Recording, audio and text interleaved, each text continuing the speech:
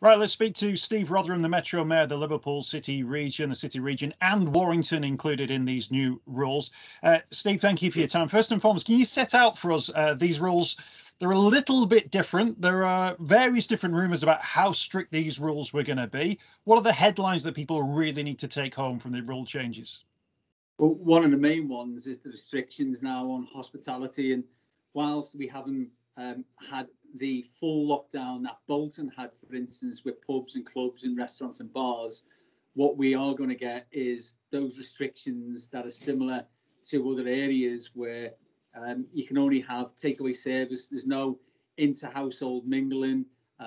You won't be able to stand up, so it'll only be for those pubs and bars, for instance, that have outdoor space. And then there are a whole host of different things around funerals and around weddings and around public transport. But basically, it's similar to the Northeast measures.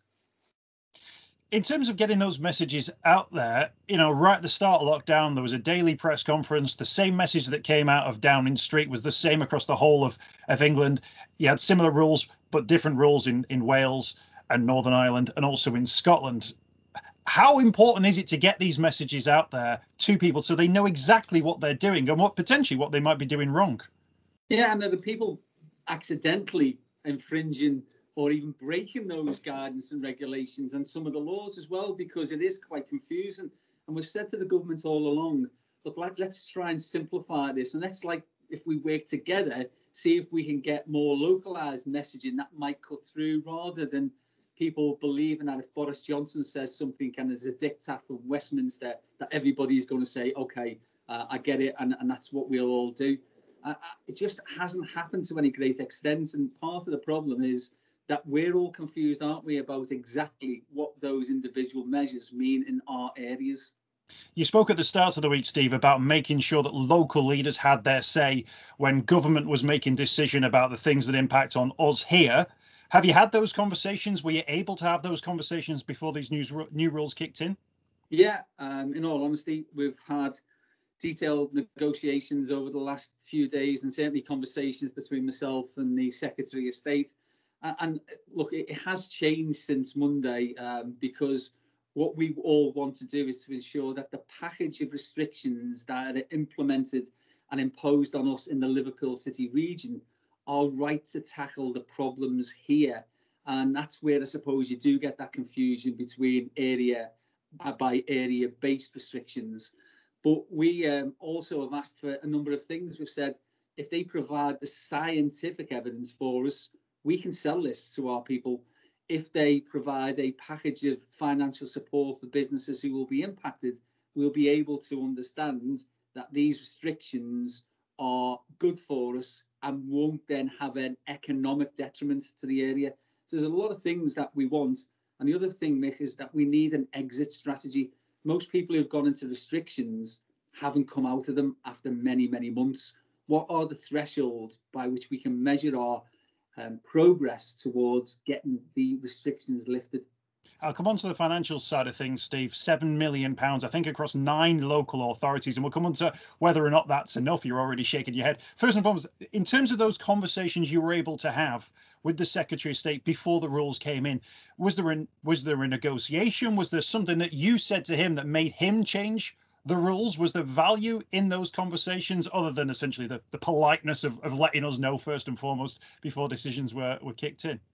Yeah, I've said to government, look, I'm not doing fireside chats anymore. I'm not going to be part of a tick box process by which the government can later on, in all of this whole chaos that we have, say, oh yeah, we spoke to X, Y, or Z.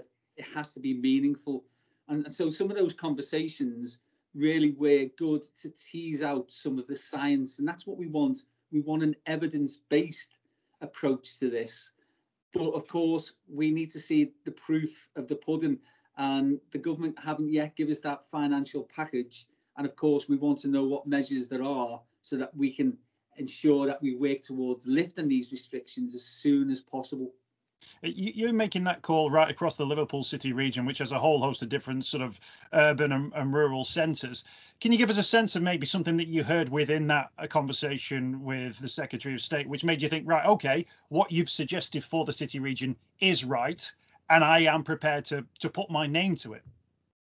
No, in all honesty, what we've asked for is the scientific evidence that backs up this package of restrictions and says that that's the right mix for our area. And it seems that it is a mix. It's like an a la carte menu where the government say you can have one of those, one of those, one of those, and one of those.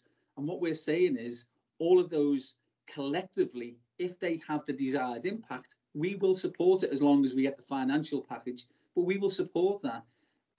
We will also need to know what the exit strategy is of those restrictions.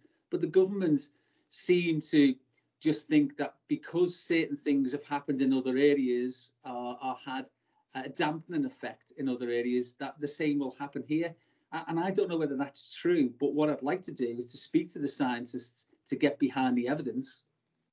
So you essentially sat down with the government, but you didn't get from them the scientific evidence for the new rules. You didn't get from them an exit strategy for when these new rules will come to a stop, and also you didn't get the money that you were asking for to support the business. The government will say you got £7 million. What do you say to them? We wanted an economic impact assessment, and that's not what we got. We've got a package of 7 million, and primarily that's for councils to increase the capacity for testing, which is the right thing to do, by the way, because we've been banging on at government for a long time. Myself and Andy Burnham, as you know, had a joint press conference where we said, you know, we had nearly 40% of the new cases, but only 15% of the capacity in the Northwest for testing, and we needed to up that. So hopefully that will go some way to alleviate the problems that people have had who tried to book testing online and been told, yeah, well, go to, you know, Newcastle or go to Fife or wherever it might be. And local authorities are better placed to respond locally to the needs in their areas. But this won't compensate for the losses that have been incurred by local authorities. They've been absolutely battered. And the government did say, Rishi Sunak once said, whatever it takes. The local authorities went out and did whatever it took. But unfortunately, the government then didn't support them and only gave them a fraction of the outlay that those councils had already paid out. I want the government to work with us, and I want it to be a proper partnership, and we'll work in collaboration, but they can't do one thing and say one thing and then, you know, something else completely happens. That's not the way that we're going to take this forward. So you haven't got the economic assessment, you haven't had the scientific advice, you've not got the time frame that you were looking for. I guess the key question here then, Steve, is do you support these new measures?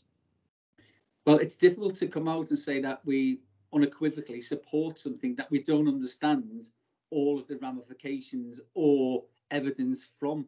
What we do know is that we need further restrictions. Look, nobody is in any doubt that the exponential rise that we've seen in COVID transmissions in our area is frightening. You know this, Mick, what will happen is the snapshot that we're getting of the statistics is from weeks ago. So today's actual real-time figures are much worse. And we will start to see those infection rates sort of becoming hospital admissions and possibly ICU admissions. But we will see more people dying, and surely that's the thing that we should also be concentrating on, doing everything that we all can do to stop people in our city region from dying unnecessarily from this terrible disease.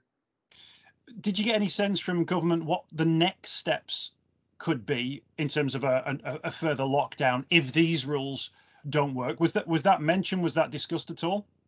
Yeah, one of the junior ministers did say about this provides us with a process for stepping up, which in itself frightened me, because if they're saying that these measures now are the right thing to stop the transmission increases that we've seen, to say that they've got plans for stepping things up, I think means that we're not really going to see the arrest of the increases and the decline that we'll need.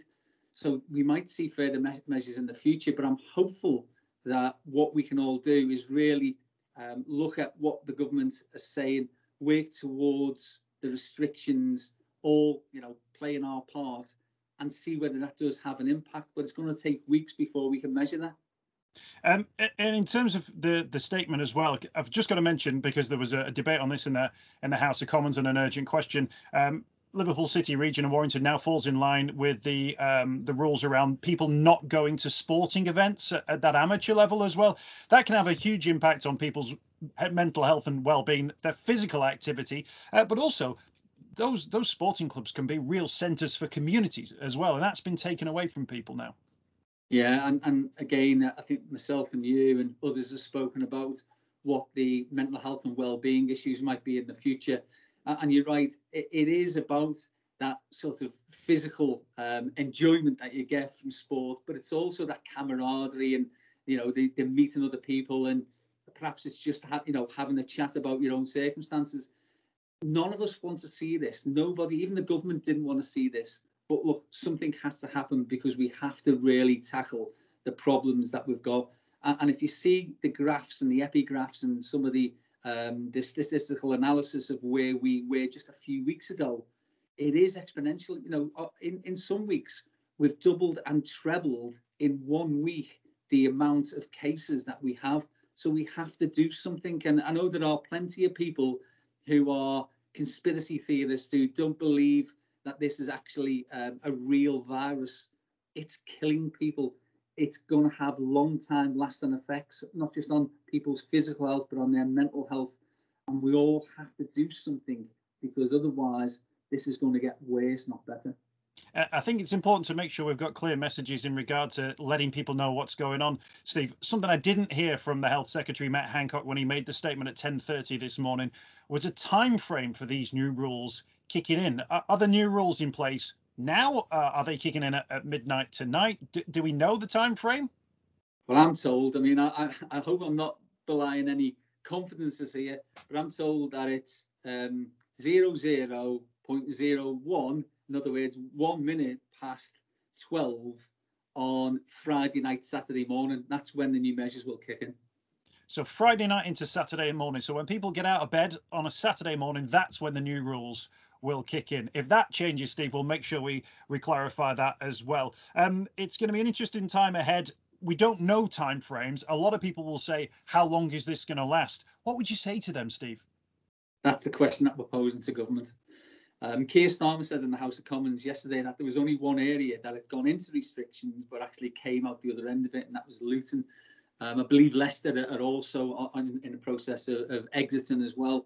But unless we can measure the success of the restrictions that are implemented from Saturday, then we're not going to really understand how we can get out of this situation. And that's the problem in Greater Manchester. I was speaking to my colleague Andy Burnham, and he's saying, we need to know what it is that we need to do further so that we can come out of their mini lockdown. The same with ourselves. We know that this is going to be painful for everybody.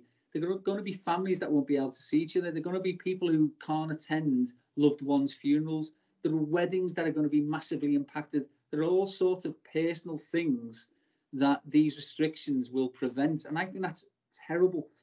But unless we can be assured from government that we can work towards milestones so that those measures can be reviewed, and hopefully when we hit them, we can then reduce them, we'll never know, will we? And I think sometimes, unfortunately, they're making it up as they go along. The hospitality trade, Steve, are constantly thinking, right, what's there for us? They'll be hearing about new announcements today, and they'll be thinking, well, if they're going to take away from the opportunities for the hospitality trade even further, there must be another support package or economic package coming our way. Is there?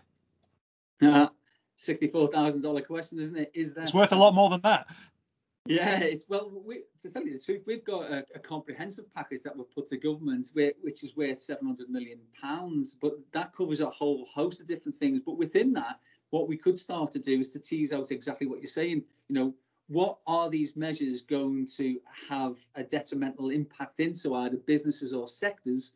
And then what are the compensatory schemes that we can put in place that will ensure that when we do come out of this, and of course we will at some stage come out the other end, but when we do, that we'll still have functioning businesses and an economy that we can call an economy. Because, for instance, in the visitor economy, it's about 50,000 jobs in the visitor economy. It's about £5 billion per year to us.